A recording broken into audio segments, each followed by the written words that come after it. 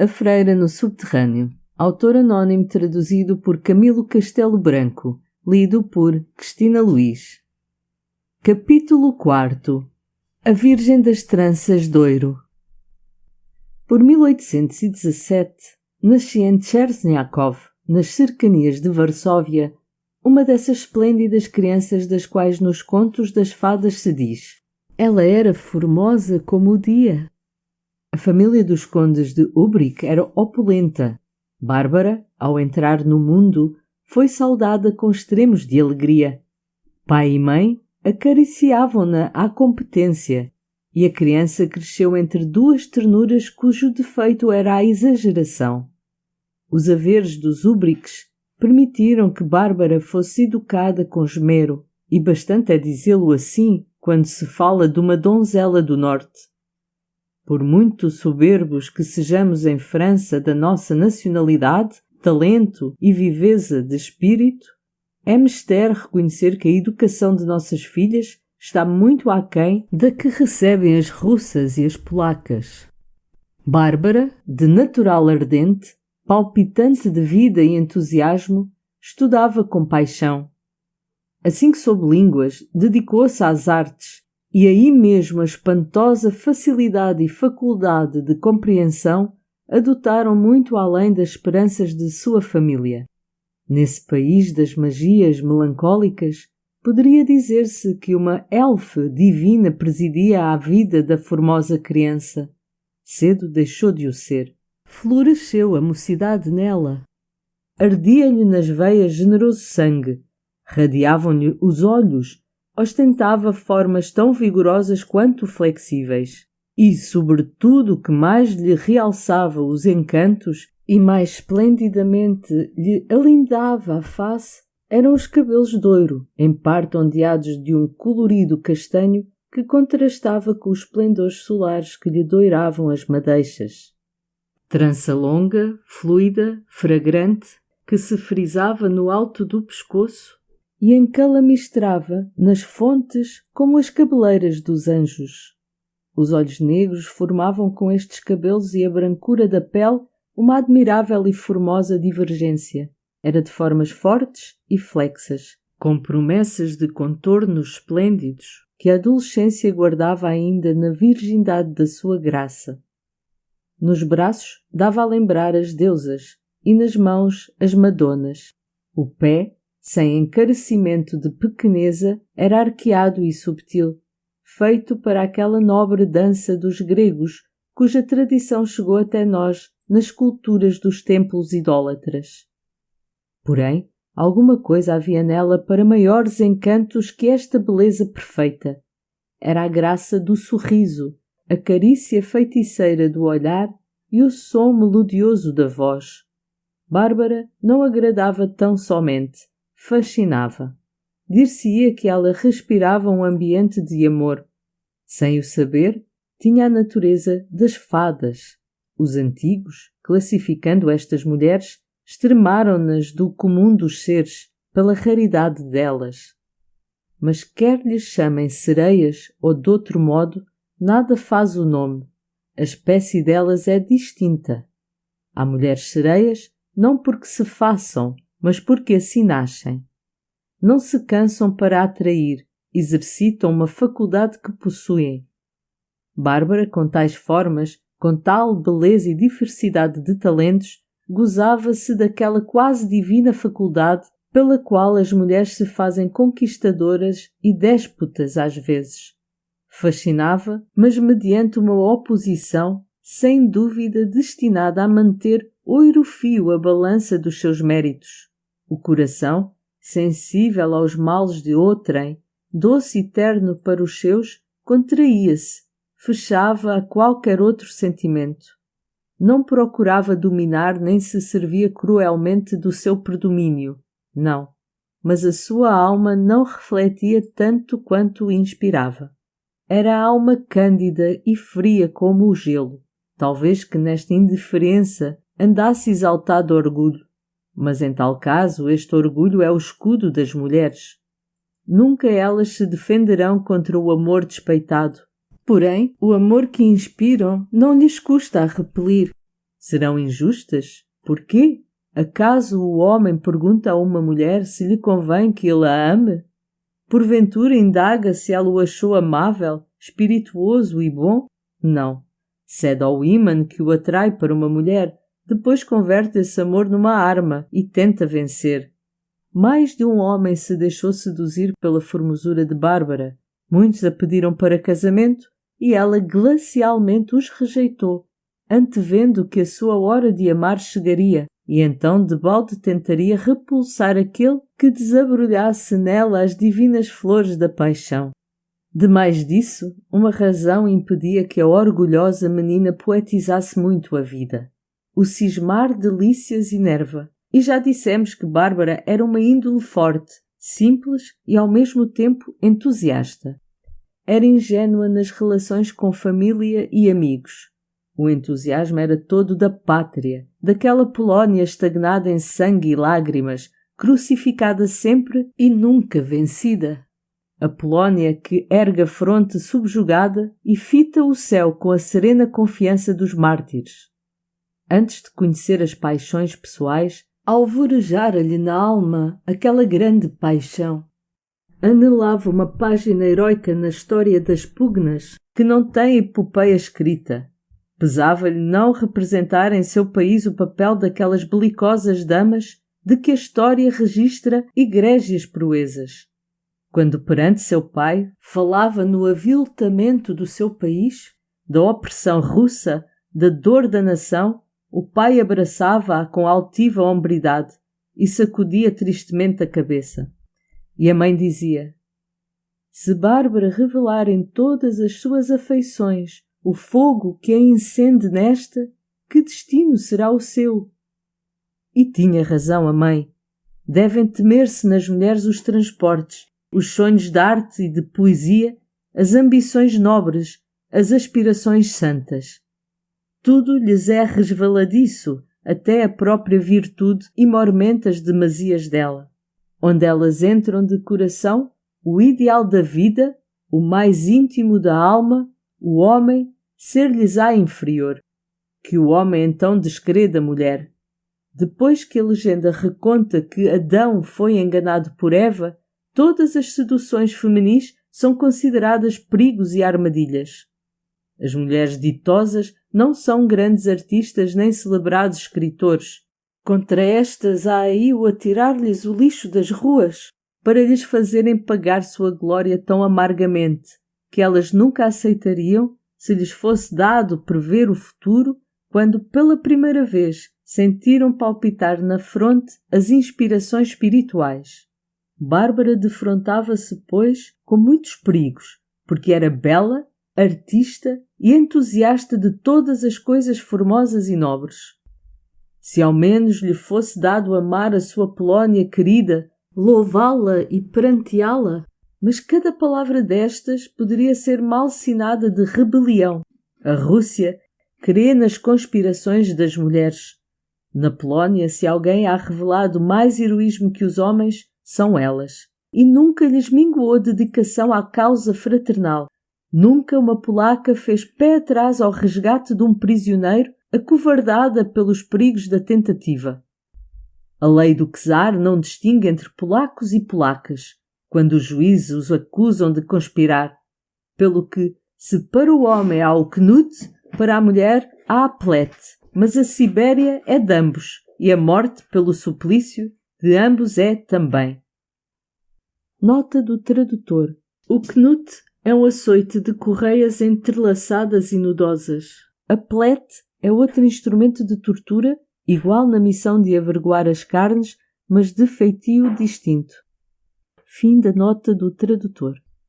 O destino de Bárbara era sofrer os precalços de todas as vantagens com que a natureza, a sociedade e a família a tinham enriquecido. Antes de chorar por si, chorou pelos outros. Antes de saber o que era o cativeiro, fermiu indignada contra a escravidão da Polónia. Antes de abrir ao amor aquela fogosa alma que devia gemer todas as angústias humanas, encheu-a de novos afetos, de sublimes compaixões e sagrados enlevos. Derramava os imensos tesouros da sua rica imaginação e dadivosa índole sobre os padecentes e os tristes, lamentando-os, ela que mais tarde havia de ser tanto para lástimas. O pai era homem austero nos princípios e inflexível nas vontades. Não tinha limites o seu amor à filha, e não obstante bem sabia ela que se um dia anelasse coisa oposta à vontade do pai, seria vencida infalivelmente na luta. Os ódios de Ubrique guardavam a persistência da vingança. Para desafrontar-se de uma injúria, esperaria a oportunidade através dos anos. E, contudo, não era mau. Julgava a firmeza a máxima das virtudes cívicas e morais, e toda a energia fundada no estoicismo da alma. Confessava que compreendia Bruto condenando os filhos à morte, e aprovava o suplício de Dom Carlos enviado ao patíbulo por Filipe II. É verdade que aplicava tais teorias à política e não à vida privada, mas apesar disso bem sabia a filha que ele no regime da família exerceria o despotismo que desculpava nos outros. Ubrique alimentava contra um homem de Cracóvia um rancor dos que empeçonham as opiniões partidárias. Ubrique ligara-se tão excessivamente ao governo russo que excitara por isso o ódio de Zolbki, e tanta era a raiva e grande o desprezo que tal homem lhe inspirou que nem ao filho inocente perdoava as opiniões do pai. O jovem Zolbki fraternizava com a mocidade polaca, eternamente sonhadora da liberdade do seu país. A fatalidade que presida tudo neste mundo, e talvez principalmente ao amor, aproximou uma noite Zolbki de Bárbara. A jovem, sentada junto de uma janela, prestava o ouvido, primeiro desatento e depois curioso, à conversação que trocavam, perto dela, dois homens já velhos. Um elogiava entusiasticamente um mancebo, o outro escutava-o a sorrir. — Mas então, o homem é um herói? — perguntou ele. — Tal qual, é um herói modesto e doce, que parece corar das suas belas ações quando as faz. Homem que se bateria como o leão e que um elogio acanha. Instruído, inspirado, com a eloquência que eletriza as turbas e sobremaneira digno de capitanear uma revolução. — Sim, sei isso, replicou o interlocutor. Contam-me coisas dele admiráveis, mas sabe ele calcular o perigo que o ameaça? Calculou. E não desiste? Diz que o sangue dos mártires sustenta as causas preclaras. Continuou o elogio do moço algum tempo ainda, por modo que Bárbara se interessou por ele sem o conhecer, porque nome nenhum se dera àquele retrato. De repente, um dos dois, mostrando ao seu amigo um gentil rapaz, disse: — Ele aqui vem para nós. De certo, ia para eles, mas com certeza não os via. Os olhos levavam-os fitos em Bárbara, cuja soberba formosura o repassara de admiração. Nunca tão maravilhosa criatura tinha visto, e atraído para ela como para a luz. Bárbara encarava-o também com enlevo. Tal homem que tanto entusiasmava os dois anciãos e o que eles haviam dito a respeito dele eram motivos a interessá-la docemente na contemplação daquele que tão fixamente a olhava. E deste encontro de vistas fulgurantes relampagueou aquele magnetismo elétrico do amor que funde momentaneamente duas almas em uma só. O mancebo, aproximando-se dos seus amigos, perguntou: — Podem apresentar-me àquela senhora? Tocava então a orquestra o prelúdio de uma valsa. — Aquela senhora, disse um dos amigos, não a conheces? Bem sabem que eu não frequento bailes. É Bárbara Ubrique. Aquela, murmurou o moço, e passados alguns instantes meditativos, inclinou-se respeitosamente diante de Bárbara e disse: Foi numa festa de Veneza que se encontraram aqueles imortais inimigos chamados Julieta e Romeu. Passados poucos dias, vou a uma expedição onde arriscarei a vida. Sou Ladislau Zolbki. Concede-me esta valsa? Levantou-se Bárbara, toda púrpura e fogo nos olhos. Vamos, disse ela. E os dois desapareceram no redemoinho das danças. O coração de Zolbki arfava de ebriedade desconhecida. Premia meigamente a cintura da Virgem. Sentia nas faces o roçar das loiras piras do cabelo. E ela era tão leve que ele apenas a sentia reclinar-se-lhe no braço. E era tão bela que os vagados o tomavam se a encarava afito. Bárbara deixava-se ir como Zolbki ao sabor daquela perigosa embriaguez. Bem sabia ela que se o pai a visse, havia de sofrer áspera invectiva. Fascinava-a, porém, a ideia do perigo, como que já lhe sorria a doçura de padecer por ele. Em rápidos instantes, como tudo que é felicidade, sentiu-se amada e amou. Quando entrei nesta sala, disse Zolbki, o meu intento era unir-me aos meus amigos que conspiram, mas agora quisera eu ficar para vê-la. Tudo nos separa, a sua opulência e a minha pobreza, a obrigação de me devotar a uma causa sagrada, a responsabilidade em que empenhei a minha cabeça, a vigilância do governo. E contudo sinto, adivinho, que as nossas almas se entendem, e já não deixarei esta cidade sem imensa dor. Vai defender a Polónia, talvez salvá-la, disse Bárbara. Ao menos vou fazer-lhe os funerais pomposos. Vá, que o seguem os votos de todas as polacas. De todas? É demais. Não, a pátria é mãe de todos nós. Pois, se eu sucumbir na luta, tenha saudades de mim. Antes quero oferecer-lhe um talismã. Aceita este raminho de urze. Na volta me o entregará. Já vê por isto que tem a obrigação de voltar. E tornarei a vê-la? Há de ver. Talvez não saiba a história das nossas famílias. Eu não aceito herança de ódios, além de que o cavalheiro serve a causa da pátria, que é o laço santo da família. E pensará em mim, pois se eu espero... A fina mão de Bárbara estremecera no braço do mancebo. Aí vem meu pai, disse ela alvoroçada. Zolbki desapareceu, mas não tão rápido que Úbrico o não reconhecesse, pelo que dardejou à filha um severo olhar. Sabes quem dançou contigo?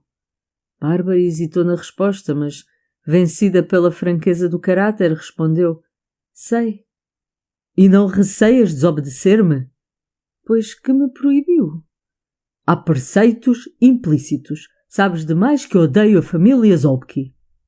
E também sei que Ladislau é estimado e admirado. E sei também que estou num baile e que dancei. Não sei mais nada. A isso ajuntarei que a proíbo de falar com tal homem. Compreendo, meu pai. E se transgredir esta ordem... Não diga mais nada. É tarde. Quero que nos retiremos. É o que Úbrico desejava. Desde esta noite, Bárbara teve um segredo para seu pai. O amor que lhe proibiam implantou-se tanto mais entranhadamente quanto era o esforço para lhe o arrancar. E do mesmo passo que ela ouvia encarecer a coragem e patriotismo de Zolbki, mais vibrava de júbilo, ouvindo citar relances de generosa intrepidez e nobre ardimento.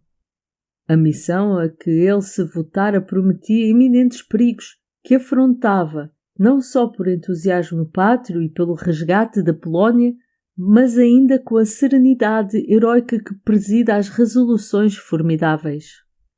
Ao cabo da precária empresa negrejava-lhe a morte, e pior que a morte, o cativeiro na Sibéria, mas não havia fazê-lo recuar, e, se algum estímulo podia exaltar a energia do moço audaz, era a ideia de merecer a estima de Bárbara, estima profunda e íntima, sem a qual não pode haver amor sincero e duradouro. Esteve ausente 3 meses, Zolbki. Quantas vezes, nesse longo espaço, não perguntou ele, inquieto e desconfiado, se Bárbara conservaria lembranças daquele único encontro? Uma valsa, uma flor oferecida, uma promessa de olhos. Que mundo de pensamentos, de sensações, e todavia que insignificante penhor. Tinha Zolpki um amigo, não um companheiro de infância, mas um camarada de folias, que se encontra alegremente, que se deixa com pesar, com quem se bebem garrafas de generoso vinho e se queimam alguns charutos. Amigos, porém, no sentido perfeito da palavra, que o mesmo é dizer um ente com quem pensava em voz alta, que lhe conhecia o âmago da alma e cuja afeição lhe era de todo o ponto insuspeita. Zolpki encarregou Casimiro de lhe fazer chegar novas de Bárbara. O moço, temeroso de a expor, não ousava escrever-lhe. Comprou um exemplar de Maria, admirável poema que é uma das obras-primas da literatura polaca. Sublinhou a passagem do juramento, as sublimes estrofes que sabem de cor todos os amantes eslavos, e enviou o volume a Bárbara Ubrick. Ela compreendeu, mas era-lhe desnecessária a sua confiança àquela prova. Bastavam-lhe as palavras ouvidas. Um minuto lhe subjara ao completo reviramento de sua vida. Fim dos 3 meses, o moço voltou. Foi no templo que encontrou Bárbara.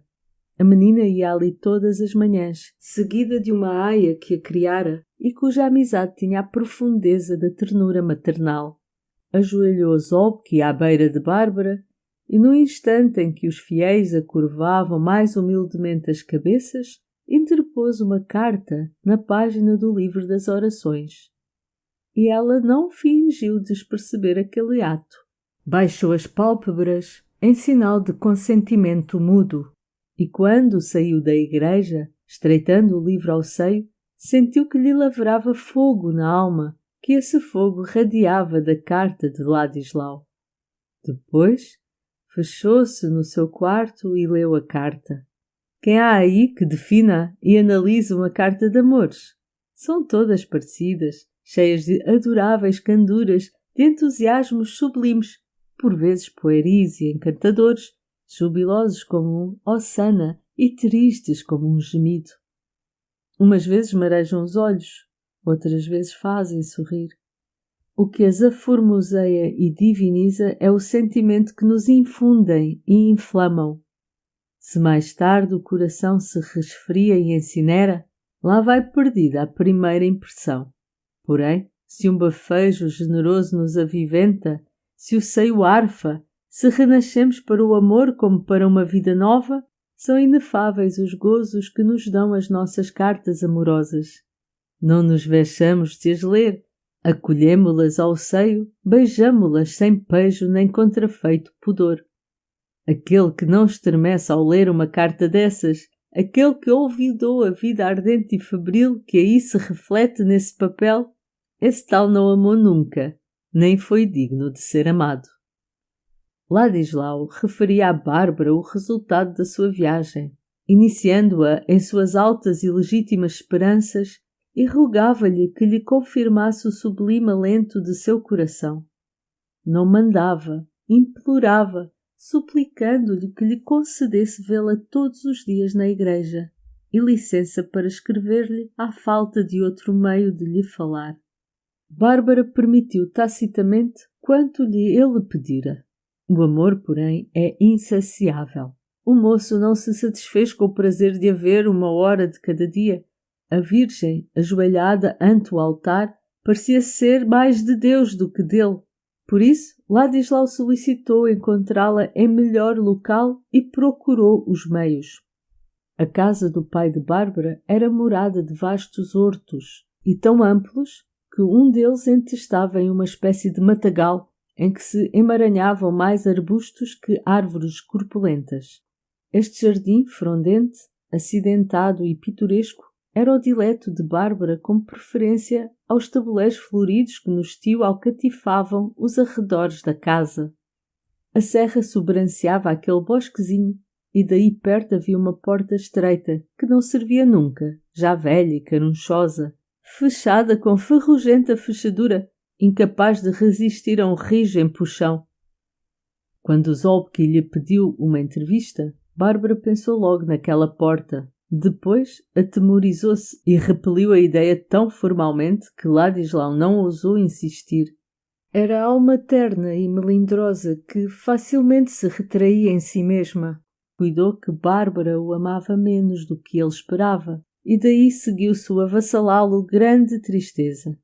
Continuou, não obstante, a frequentar a igreja, mas já longe de sentir aquele entranhado júbilo que lhe brilhava na mente quando via Bárbara. Depois, nos seus olhos, triste parecia queixar-se a mágoa, e já no sorriso lhe pungia o agro da dúvida. E não foi um dia ao templo, dizendo entre si: de que serve ir se não sou amado? Não obstante, volvidos 2 dias, cedendo a novo impulso, tornou à igreja. Viu Bárbara pálida e conturbada. Repercutira nela a dor de Ladislau, e assim, ao perpassar, sem encará-lo, murmurou: à noite. Recolhida à casa, Bárbara apavorou-se da sua coragem. Que promessa fizera? Que destino era o seu? Como cumprir tão imprudente ato? As chaves da porta eram desde muito perdidas. Fingiu que passeava durante o dia no bosque e, examinando a porta, entendeu que só havia um recurso: despregar a fechadura, mas não tinha com quê. Esgarçou as débeis mãos e quebrou uma faca antes de poder desencravar 2 pregos. Quando conseguiu isto, ouviu ao longe a voz do pai e ergueu mão da tarefa. Correu aos braços dele, entreteve-o com diversas coisas e voltou à empresa quando ele a deixou. Era noite. Enfim, a fechadura caiu. Bárbara escondeu-a num tufo de verdura e mais os pregos e voltou à sala. Por causa da sua distração, foi muitas vezes interrogada carinhosamente. Respondeu que sofria. E não faltava a verdade. Ardia-lhe a cabeça, saltava-lhe o coração. A mãe alvorotou-se. Ubrique mandou-a deitar-se. Bárbara folgou com a ordem para estar sozinha e não ser interrogada pelos olhares e por palavras, bem que intencionalmente inofensivas. Sentada no seu sofá, escutava o silêncio da casa. Pouco a pouco, deu tento que a mãe se deitava e o pai entrava na livraria. Faltavam os criados. Deram 10 horas. Bárbara nada dissera a Zolki sobre o modo de se verem, mas a ideia da porta, com todas as desejadas felicidades, partira dele. Era de esperar que lá estivesse. A alcova de Bárbara era tão contígua da mãe que todas as precauções eram precisas. Cobrou ânimo, abriu a sua porta, quedou-se momentos no corredor a fim de certificar-se de que não acordara ninguém. Depois começou a descer às apalpadelas e em palmilhas. Chegando à porta que abria para o jardim, tomou fôlego. Era cerrada a escuridão do jardim. Não havia luar nem clarão nas janelas. Bárbara sossegou, mas entrou-se de outra espécie de medo. Até aquele instante dera-lhe alma a febre causada pela dificuldade do projeto. Chegado o lance de ver Zolki, rosto a rosto, sentiu-se alvoroçada pelo pudor. Nada temia, que a castidade é um instinto sublime que sofre receios e não os define. O amor que Bárbara sentia não lhe era estorvo a conhecer que cometia grave culpa contra seu pai e contra os bons costumes. Seria amaldiçoada pelo pai se lhe ele descobrisse a fragilidade. O mundo culpá-la-ia, e as mães proibiriam às suas filhas que lhe falassem, e seria repulsa da sociedade onde ela tinha sido soberana até àquele instante. Esmoreceu. Teve a ideia de retroceder, mas figurou-se-lhe isto covardia. Receosa de que o pânico a dominasse e o remorso lhe sopesasse o amor, correu para a extrema do jardim e, chegada à porta, abriu-a subtilmente. Zolki expediu um grito de alegria e, envolvendo-a nos braços com ardentes carinhos, estreitou-a como um tesouro. E não lhe falava porque a sua comoção era indizível. Apenas lhe acariciava as tranças de ouro com o bafejo. Não reparava na formosura material da mulher, porque tomava posse de uma alma. Nela e nele a pureza porfiavam a qual mais imaculada. Quantas grandezas da alma cabem num santo amor, as tinha ele. Como o seu intento era esposá-la, o pensamento do desejo viria somente à hora em que Deus lhe a pusesse nos braços. Quando se remiram de sua letargia, ébria e encantada, Ladislau, que não podia ver naquela escuridão, segredou-lhe ternuras, sonhos, amores, com aquela divinal eloquência que brota de corações amantíssimos e filtra neles luminosas convicções. Foi o difundir-se de uma alma noutra enternecida e heroica.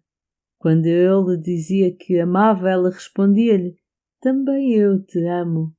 E quando mais tarde ele lhe disse: até quando? Apertando-a ao peito, a Virgem respondeu: até amanhã. Fim do capítulo 4.